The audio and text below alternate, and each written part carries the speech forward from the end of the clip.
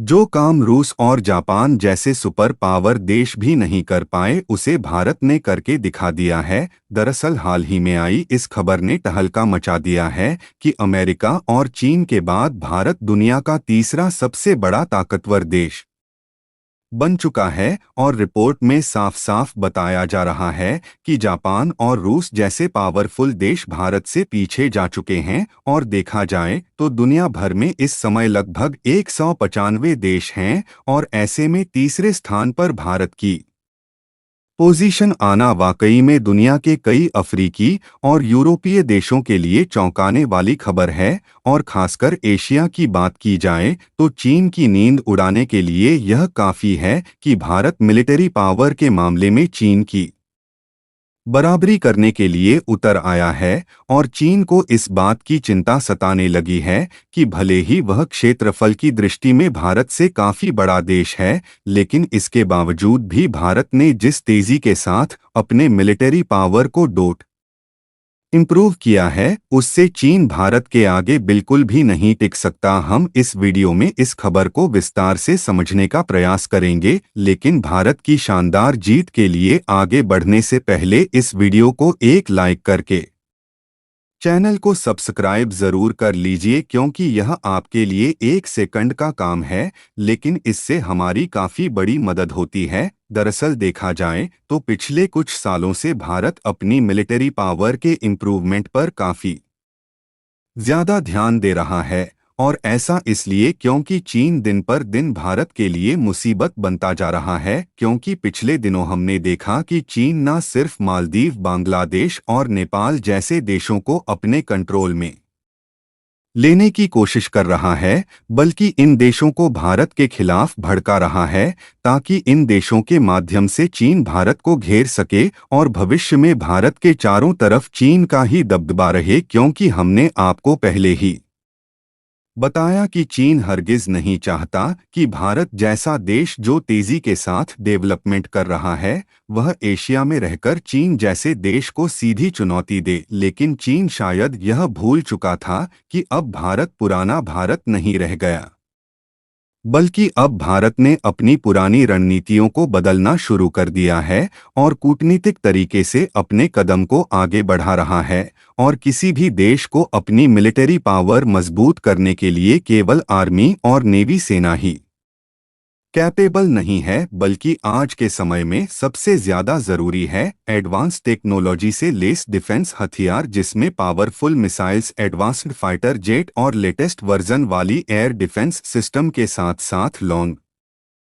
Range वाले टिकाऊ tanks की भी जरूरत है। और भारत ने अपनी मिलिट्री पावर को बढ़ाने के लिए इन तरीकों को ऐसे कूटनीतिक कदम के साथ इस्तेमाल किया कि सुपर पावर देशों को भनक भी नहीं लग पाई कि भारत साल 2024 तक अपनी मिलिट्री पावर को इतना ज्यादा मजबूत कर चुका है। लेकिन हाल ही में ऑस्ट्रेलिया की ग्लोबल पावर शोधकर्ता लॉबी इंस्टीट्यूट ने जब एशिया पावर इंडेक्स को पब्लिश किया तो उसमें जो रिपोर्ट लिखी गई थी उसे देखकर सभी की आंखें हैरानी से बड़ी हो गई, क्योंकि रिपोर्ट में साफ साफ देखने को मिला कि जो भारत मिलिट्री पावर के मामले में जापान और रूस से पीछे हुआ करता था, वही भारत इतिहास के सभी रिकॉर्ड को तोड़ते हुए और साथ ही रूस और जापान जैसे सुपर पावर देश को ओवरटेक करके तीसरी पोजीशन पर अपनी जगह बना लिया है। इसमें अमेरिका पहले नंबर पर और चीन दूसरे नंबर पर देखने को मिला, जबकि जापान की पोजीशन खिसककर चौथे नंबर पर चली गई और रूस सुपर पावर होते हुए भी छठवें नंबर पर पहुंच गया। यानी कि आज के समय भारत भले ही तीसरे नंबर पर देखने को मिल रहा है, लेकिन भविष्य का सुपर पावर भारत ही कहा जाएगा, क्योंकि भारत ऑलरेडी चुनिंदा देशों की लिस्ट में शामिल हो चुका है। आपको बता दें कि भारत ने अपनी मिलिट्री पावर को मजबूत करने के लिए सबसे ज्यादा ध्यान दिया मेड इन इंडिया प्रोडक्शन पर, जिसमें भारत की डीआरडीओ, हिंदुस्तान एरोनॉटिक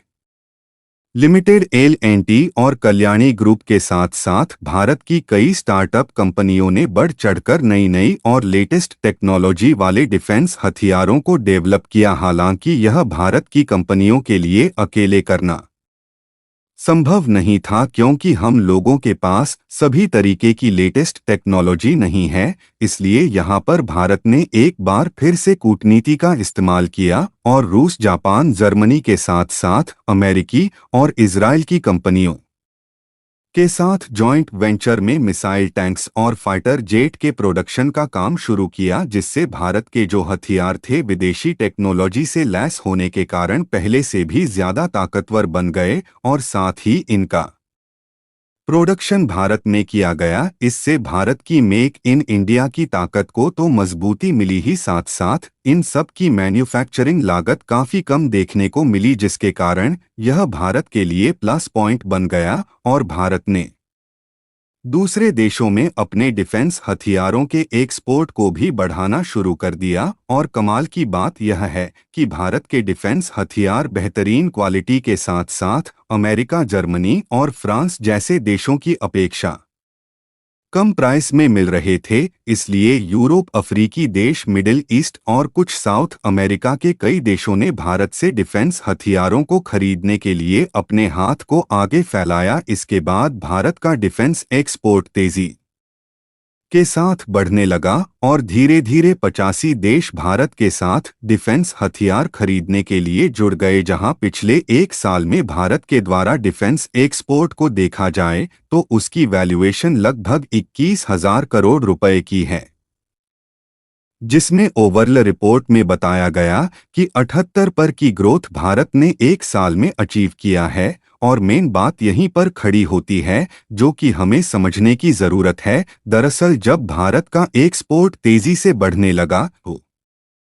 डिफेंस हथियार महंगे होने के कारण भारत की कमाई काफी ज्यादा बढ़ गई, जिससे चीन, रूस और जापान जैसे देशों को लगने लगा कि भारत अपनी इकोनॉमी बढ़ाने के लालच में डिफेंस एक्सपोर्ट पर इतना ज्यादा ध्यान दे रहा है। तो जाहिर सी बात है कि भारत अपनी मिलिट्री पावर पर बिल्कुल भी ध्यान नहीं दे रहा है। हालांकि इन देशों का यह सोचना बिल्कुल ही गलत था, क्योंकि सामने से तो भारत ने अपने डिफेंस एक्सपोर्ट को बढ़ाने पर खूब ध्यान दिया, लेकिन पीठ पीछे भारत ने अपनी मिलिट्री पावर को मजबूत करने की कोई सर नहीं छोड़ी है। और भारत खुद के देश में बनाई गई BrahMos missile, light combat aircraft, air defence जैसे ताकतवर हथियारों को डोट खुद के लिए भी भारी भरकम मात्रा में इकट्ठा कर चुका है। और इतना ही नहीं बल्कि आज के समय में भारत 26 की संख्या में राफेल फाइटर जेट खरीदने की डील ऑलरेडी फ्रांस के साथ फाइनलाइज कर रहा है। और पनडुब्बी बनाने का काम भारत की कंपनियां खुद अपने देश में कर रही हैं, जिसमें जर्मनी जैसे देशों की मदद ली जा रही है ताकि टेक्निकल प्रॉब्लम आसानी से सॉल्व हो सके। और आपको जानकर हैरानी हो सकती है कि भारत के पास जो INS विक्रांत नामक पहला स्वदेशी एयरक्राफ्ट कैरियर है, उसे दुनिया के टॉप एयरक्राफ्ट कैरियर में गिना जाता है। और इसके अलावा भी INS विशाल और INS विक्रमादित्य नाम के 2 एयरक्राफ्ट कैरियर को बनाने का काम चल रहा है। और कमाल की बात यह है कि यह दोनों एयरक्राफ्ट कैरियर भी खुद भारत में ही बनाए जा रहे हैं। फिलहाल भारत ने मिलिट्री पावर के मामले में तो जापान और रूस को पीछे छोड़ दिया है और तीसरे नंबर पर आ चुका है, लेकिन अभी भी भारत को मिलिट्री पावर और मजबूत करके चीन को पछाड़ की जरूरत है। और भारत को तीसरी सबसे बड़ी इकोनॉमी बनने के लिए जर्मनी और जापान को पीछे करना है, जिसके लिए भारत ऑलरेडी काम कर रहा है। बाकी भारत तीसरा सबसे बड़ा पावरफुल देश बन चुका है। इसके लिए वीडियो को एक लाइक और शेयर करके कमेंट बॉक्स में भारत को बधाई जरूर दें। और हमने ना सिर्फ आपको यह बताया कि भारत तीसरा पावरफुल देश बन चुका है, बल्कि हमने यह भी समझाने की कोशिश की कि आखिर यह सब भारत ने कैसे किया। तो ऐसे में आप हमारी मेहनत के लिए चैनल को सब्सक्राइब करके हमारा सपोर्ट कर सकते हैं। जय श्री राम।